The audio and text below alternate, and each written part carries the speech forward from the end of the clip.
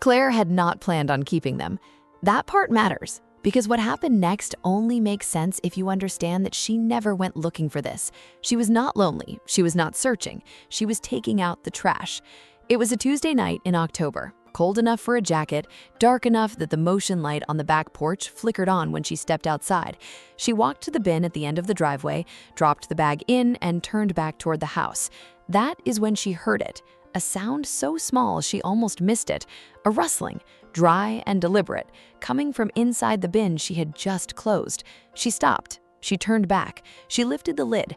2 kittens, no more than 8 weeks old, wedged between a cereal box and a black garbage bag, completely undisturbed by her presence, systematically investigating every surface within reach. Gray, brown-gray, both Maine Coon, though she did not know that yet. She knew nothing about cats. What she knew was that it was 38 degrees outside, and these 2 animals were going through her trash with the focused efficiency of professionals who had been doing this for years. She closed the lid, she walked back to the house, she got to the door, reached for the handle, and then she just stood there, hand on the door, not moving. For a full 30 seconds, she stood in the cold and did not open the door. Then she put her hand down, turned around, walked back to the bin, opened it, picked them both up, one in each hand, and carried them inside without saying a word to anyone, including herself. She put them on the kitchen floor, found a bowl, poured some milk. They drank without hesitation, without gratitude, without any acknowledgement that she had intervened in their evening plans. Then they explored the kitchen with the same systematic focus they had applied to the garbage bin. Claire watched them and told herself this was temporary. She would find them a home, a real home, with someone who knew what they were doing. In the meantime, if they wanted to stay, they could stay, and if they decided to leave on their own, she would leave the window cracked. She named the gray one Ash, the brown-gray one Pie. She did not overthink the names. They looked like what they were. The sleep had been a problem for 3 years. Not dramatic, not hospitalizations or prescriptions or panic attacks at 2 a.m., just chronic, grinding, relentless light sleep that left her waking up 4 and 5 times a night, staring at the ceiling, calculating how many hours she had left before her alarm. She had tried everything the internet suggested, and several things her doctor suggested, and one thing her sister suggested that involved chamomile tea and a sleep journal, which lasted 4 days. Nothing worked. She had accepted it the way you accept a persistent low-grade noise, not loudly, just constantly, wearing you down in the background. Ash and Pie slept in the living room the first 2 nights, or at least she assumed they did. On the 3rd night, she woke up at 2 a.m. to find Ash sitting directly on her chest, studying her face with the calm intensity of someone conducting an evaluation. Pie was curled against the back of her knees like a bracket. She moved them both back to the living room. Ash returned in 11 minutes, Pie in 9. She moved them again. They waited her out. By 3 a.m., she had given up, and by 3:15, she was asleep. She noticed 2 weeks later that she had been sleeping through the night.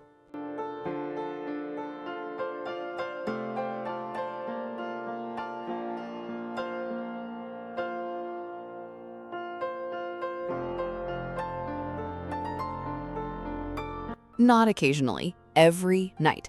She was waking up at 6:30 feeling like she had actually been unconscious, which was not a feeling she had reliably experienced in 3 years.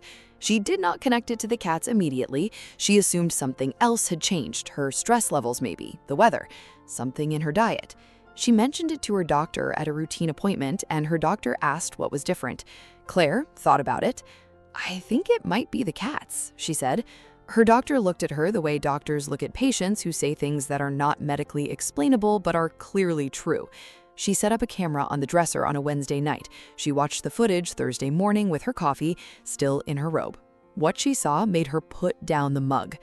11:58 p.m., Ash lifted his head from his spot at the foot of the bed, looked at Claire, then stood, stretched with the complete unhurried confidence of someone who had a scheduled appointment, and walked the full length of the mattress. He pressed himself against her back. His eyes were open. He was not sleeping. He was scanning the room. Door, window, corner by the closet, back to the door. Slow, methodical, completely awake. At the same moment, Pie moved from the foot of the bed to the space beside Claire's legs, curled tight against her knees, and went still. They held their positions for 26 minutes. Then, at precisely 12:24 a.m., Ash walked back to the foot of the bed. Pi followed. Both turned twice and lay down.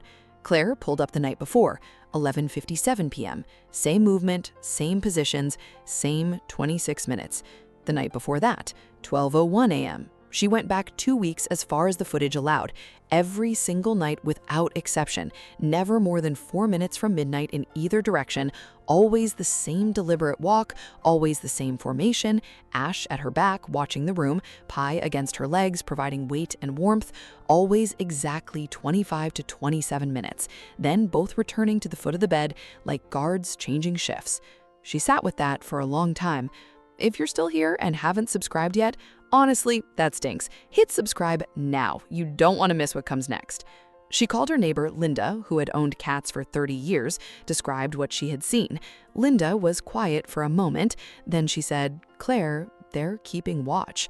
Claire said, "They're cats." Linda said, "They're Maine Coons. There's a difference." And Claire didn't argue because she had watched the footage 4 times by then and she didn't have a better explanation. She thought about the night at the trash bin, the 30 seconds she stood at the door without opening it. She had told herself it was the cold, that she couldn't leave them out there in 38 degrees. But the truth, if she was honest, was that something had made her stop. Not logic, not plan, just something that made her hand come off the door handle and turn her back around. Ash is 2 years old now. Pi is 2 years old. They have never once used the beds Claire bought them. 2 separate beds, both high quality, both ignored completely. Every night, without variation, they make their rounds. Ash at her back, Pi against her legs. 26 minutes, then back to their posts. Claire no longer sets the camera. She knows what it would show. Some nights she wakes up just enough to feel the familiar weight of both of them, warm and steady, one behind her and one beside her. She doesn't open her eyes, she just feels them there, doing what they decided was their job on the 3rd night in a house they were never supposed to stay in. She still has the window cracked, just barely, just in case. They have never once tried to leave. 2 cats pulled out of a trash bin on a Tuesday night in October fixed something in 3 years that nothing else could touch. They didn't ask permission, they didn't wait to be invited. They assessed the situation, found something lacking, and quietly took care of it. Was it instinct or something more? Tell me in the comments.